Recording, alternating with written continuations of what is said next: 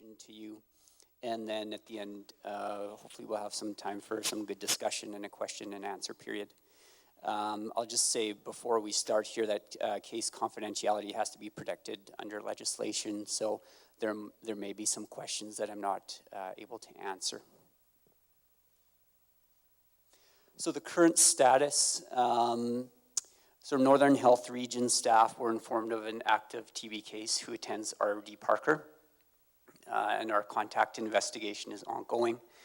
There is not an outbreak at the school. Only one case has been identified, and we don't believe that that was acquired at the school. So I know there's been some information in the community that there's an outbreak, and that's not actually true. We only have one case. There is no current risk of infection at the school, and we'll talk a bit more about how TB is transmitted. But it doesn't, you can't pick it up from touching a doorknob or a toilet seat or something like that. It just doesn't live in the environment that long. So there's no current risk of infection currently at the school. And the situation at the school is low risk, and I'll tell you why I've come to that conclusion. First off, a little bit of context. I just want to recognize that having a case of active TB diagnosed at the school can make many parents, students, and staff feel anxious. That's a very normal feeling. I myself in medical school had traveled up to Rankin Inlet and did a bit of work, and before I left, I was briefed on TB and the chance that I might be exposed to someone with TB, and that made me feel anxious at the time because I didn't know a lot about TB. So that's a completely normal feeling. We're going to go through a lot of information today that I hope will relieve some of that anxiety. I have to say that I'm not anxious about the situation at the school, and I hope that you'll feel that way at the end of the presentation as well. Just a brief history. Tuberculosis has been around for quite a long time. So Hippocrates, 2,400 years ago, wrote that TB was the most common disease of humans. It's probably even older than that, more likely 4,000 years ago. By the year 1700, nearly everyone in Europe was infected with TB, so it was quite common in the past. It's less common now, but we still have cases every year in Manitoba. So for example, last year we had approximately 200 cases in Manitoba of TB. So what is TB? It's actually a bacteria, and the proper name is Mycobacterium tuberculosis. It's usually found in the lungs, but it can infect any part of your body. Sometimes it will go to your spine. Oftentimes we'll find it in a lymph node of someone, part of their lymph system in their body. And there's two main types of TB. There's a latent infection, sometimes we call that sleeping TB, and there's also active disease. We'll go through what each one of those is. So how do you catch TB? When a person with TB disease coughs, sneezes, sings, or shouts, the germ is passed through the air. So you have to actually breathe the TB germ into your lungs. TB is not as contagious as many other infections, such as the common cold, influenza, measles, or mumps. It's actually much less contagious than those.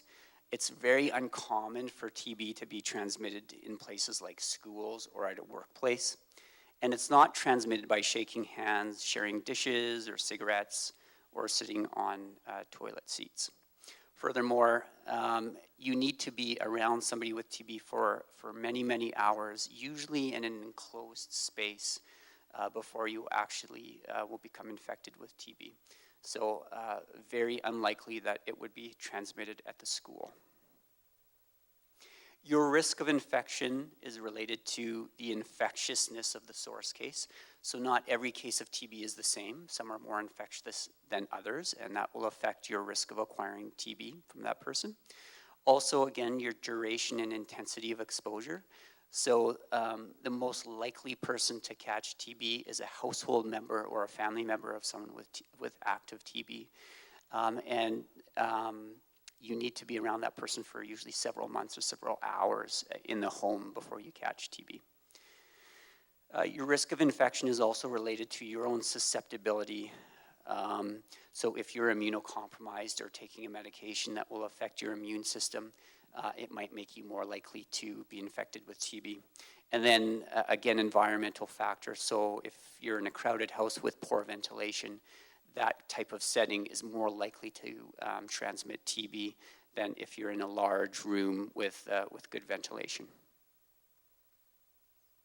So what happens if I breathe the TB germ into my lungs? Well, one of three things can happen. Number one, your immune system kills the bacteria and you do not become infected with TB.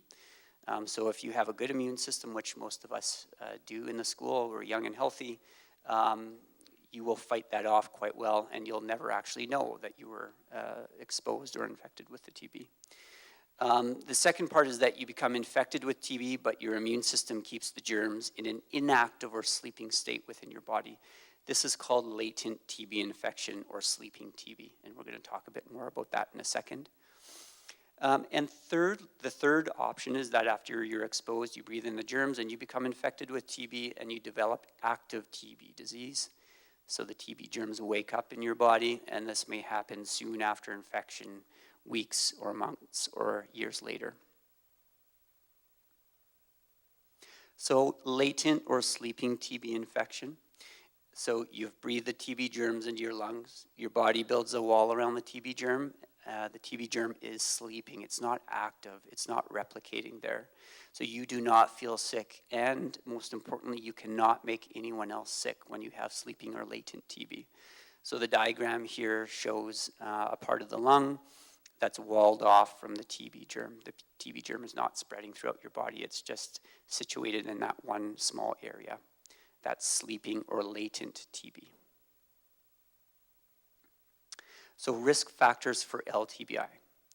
And LTBI is sleeping or latent TB. Latent TB infection is what LTBI stands for. So groups at highest risk for LTBI would be those known contacts to an infectious case of TB, those who are older, 65 plus years of age, Canadian-born Indigenous people, and foreign-born from areas of high TB prevalence.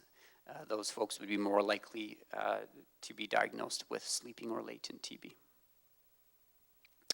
So we diagnose sleeping or latent TB by doing a skin test. And the skin test shows if you have TB germs in your body. So the way it works is we, on the inside of your forearm, we put a small amount of fluid and it's injected just beneath the skin. So you see a small bubble there, and that bubble will disappear in about 10 minutes.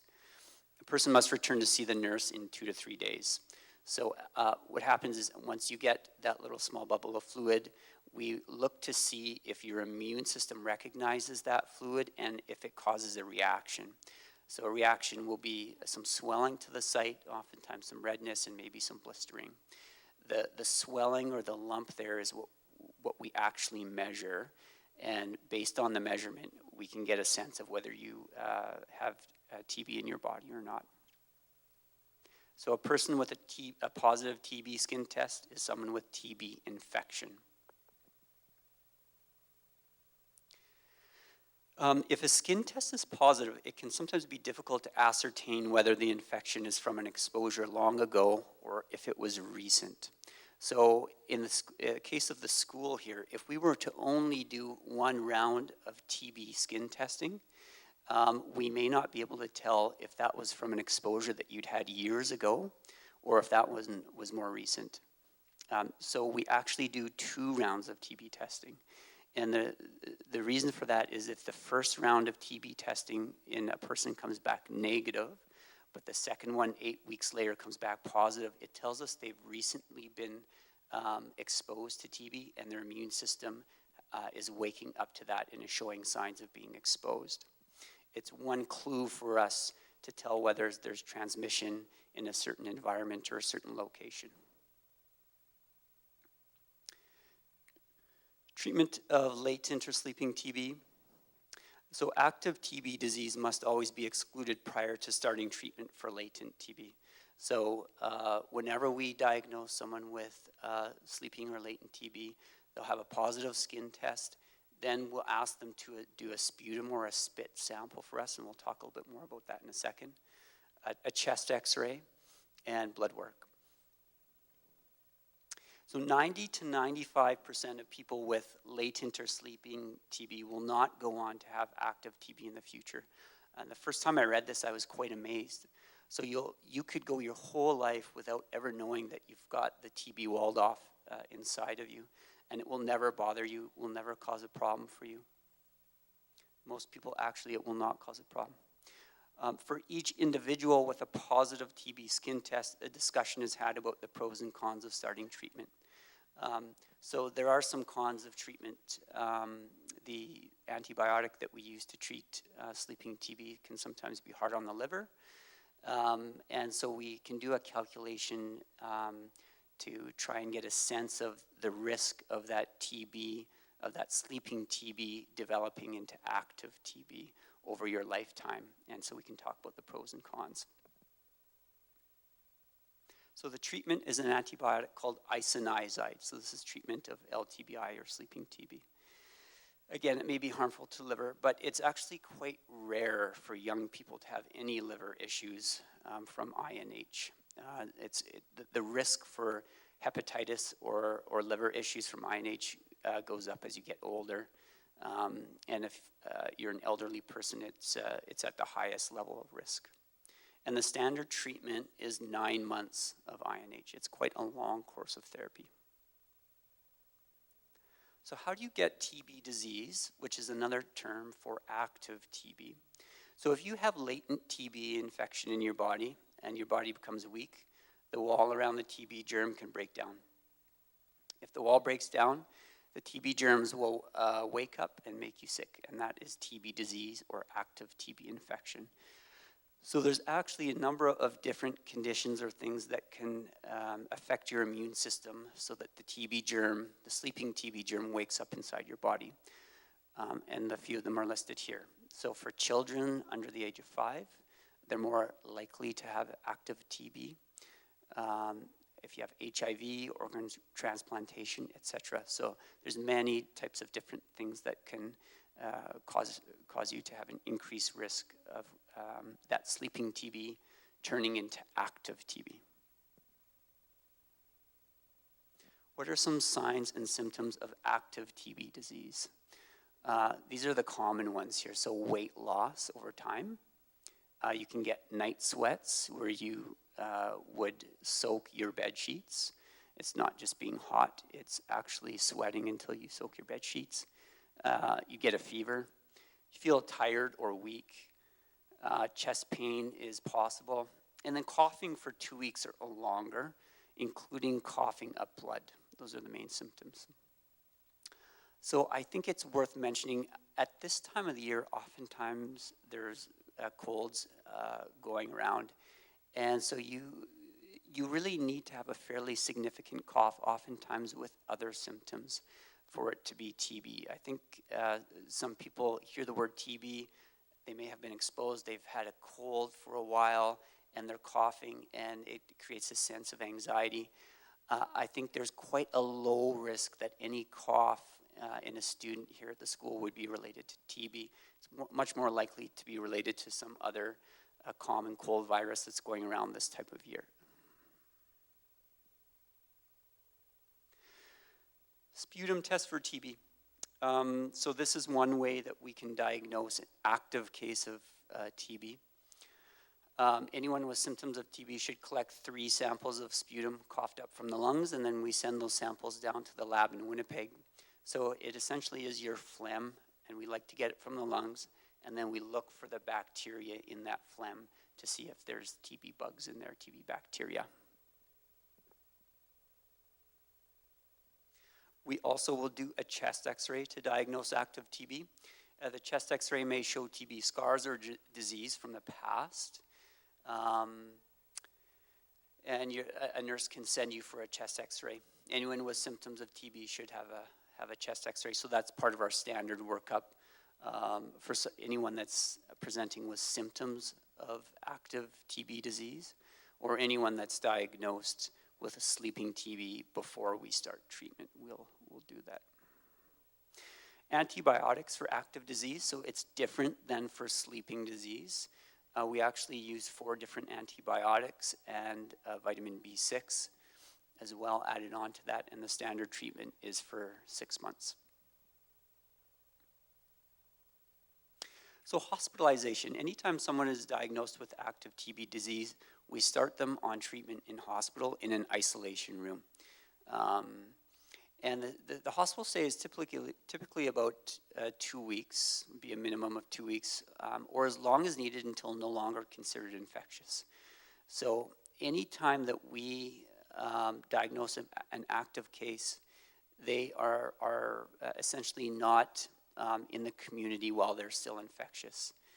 So we will treat them in hospital until they're no longer infectious, and then they'll be treated for the rest of the time at home to complete the 6 months of treatment. So once someone has been confirmed with having TB of the lungs, a thorough contact investigation is done. So this is starting to get into what public health will do. So we do an assessment of a case infectivity based on sputum results, the chest x-ray report, and cough. And many hours of exposure are required to be considered a contact. So decisions on who is considered a contact comes from a national guideline that we use, and it's been developed by TB experts. So they have provisions in there for situations exactly like this that we have at the school that helps to guide us on who is a contact and who is essentially not a contact and would not benefit from any further testing. For this situation, experts recommend testing students and staff in the same classroom, but not everyone at the school. That's quite rare for that to happen. The contacts are tested for TB infection by having a TB skin test. So that gets back to that skin test that we talked about.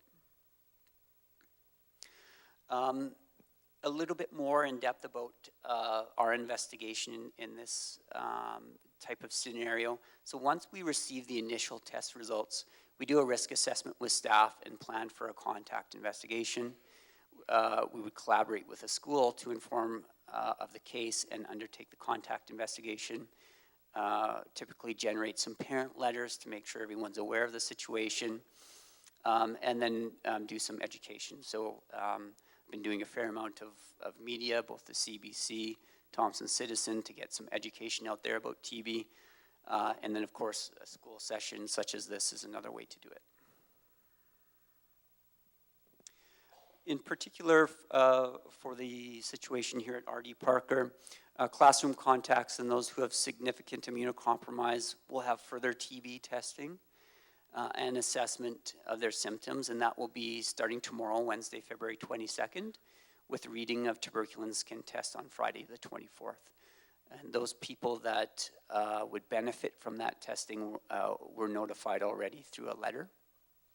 And these same individuals will have another round of testing approximately 8 weeks from now, and that gets back to us trying to figure out if that person had a recent exposure or if they had an exposure a long time ago in the past.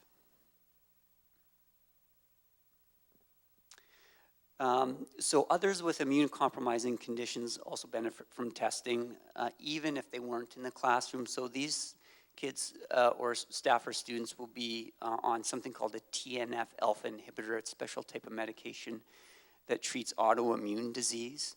So an example would be Enbrel or Remicade. Someone that has cancer or cancer treatment would also benefit if they were at the school and potentially exposed. Organ transplant recipient, usually their immune systems are suppressed, so they would benefit. And those with HIV, especially HIV that's not well controlled with medication, or someone not on medication, again, would benefit from the TB skin test. So just a bit of a summary here of the latent or sleeping TB versus active TB. So LTBI or sleeping TB, there's bacteria in the body. Same with active disease. But one of the differences here is that the chest x-ray would be normal for someone with LTBI. You wouldn't be able to see the sleeping TB on the chest x-ray, whereas for someone with active disease, you would. There would be no AFB in the sputum, and AFB is another marker for bacteria, whereas someone with active pulmonary TB, you would find that bacteria when they cough up some phlegm. LTBI, essentially you'd have no symptoms. You wouldn't know it's there, it's sleeping. But with active disease, you often will have symptoms, so cough, weight loss, fever, as we had previously discussed. LTBI is not, or sleeping TB is not infectious, whereas active disease is infectious before you're treated.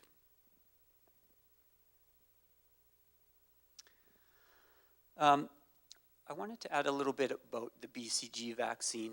So relative to other vaccines currently used, it's not as effective. So the BCG vaccine is a vaccine that was developed a long time ago to try and prevent TB in individuals.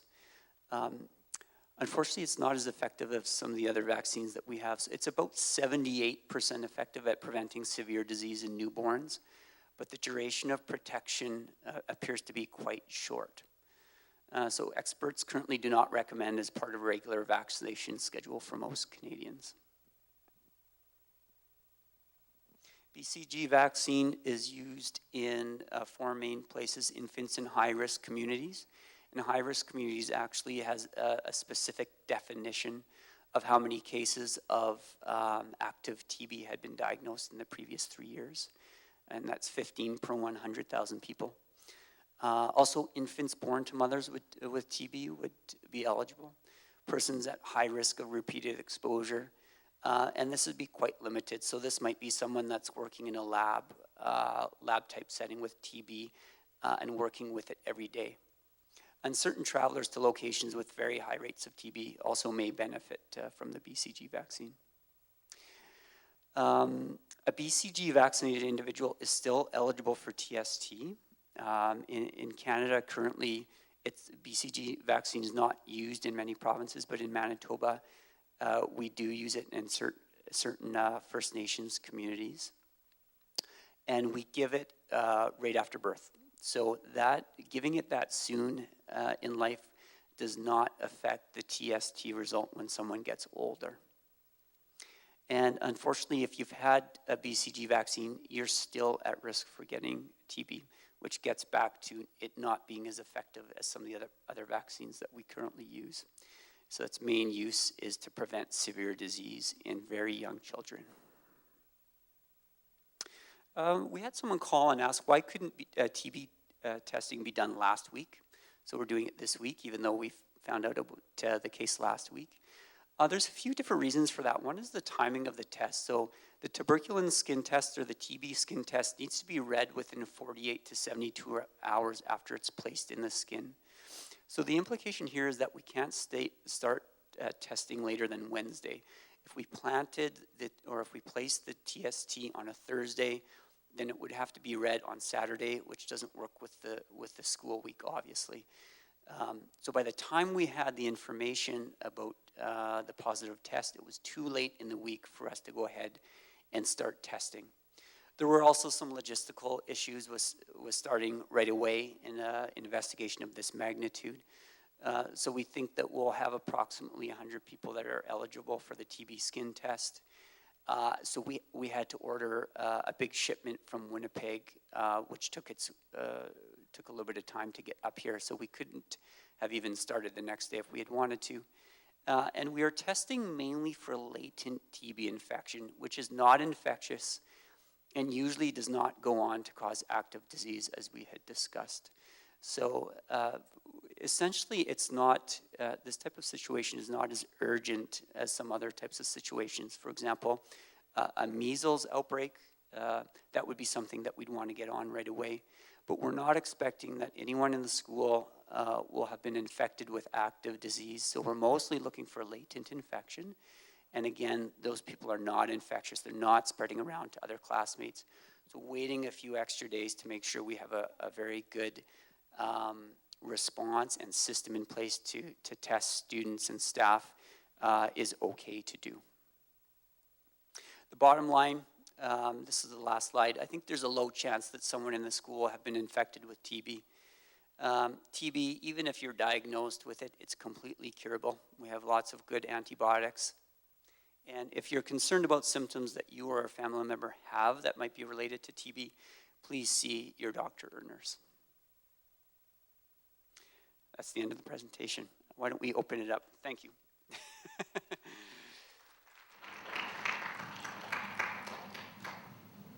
Are there any questions? I'd be happy to answer any questions that you have, or our fine team here would too.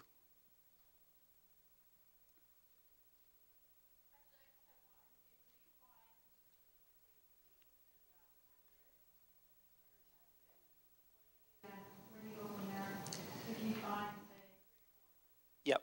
So for each of those individual cases, we will likely offer treatment to them. So we've got a physician here in Thompson that does all of our tuberculosis, either latent or active cases. And he will do an assessment with our team and talk to that person about the pros and cons of being treated and what the treatment entails. So each of those kids or staff members, if the case may be, they would be eligible for that. And then we also will do that second round. So we're hoping to get a sense between the first and the second round if there's been some potential spread in the school. Again, I don't think that's likely, but that will be one way of us telling.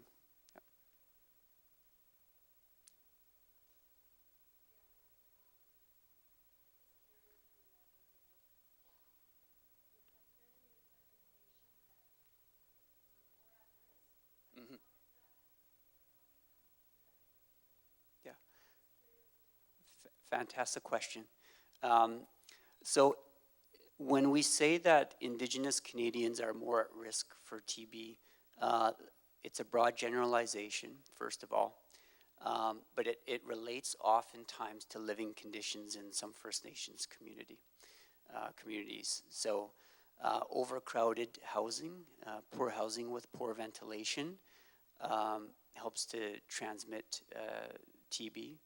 And I think the important thing here is that it's not a genetic factor about Indigenous or First Nations people that make them higher risk for TB. It's more likely the living conditions that they experience. Yeah.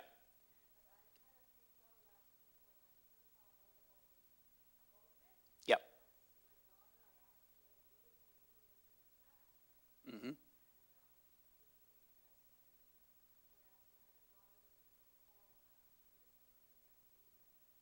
Mm-hmm.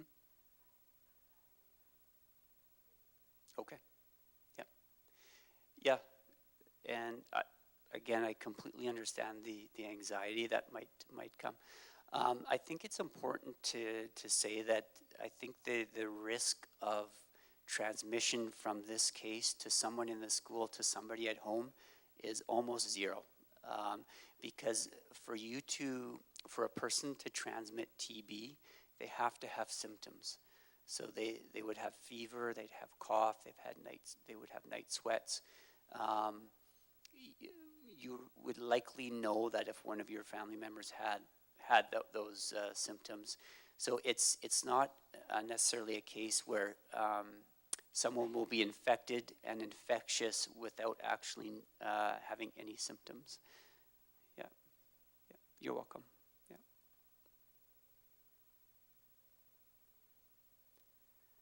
Any other questions? Okay. Thank you very much for coming out tonight. And any questions or any comments? Again, there's a phone number with the letter that we had sent out last week, and feel free to call, and I'm also available to answer any questions that you've got. Thanks again.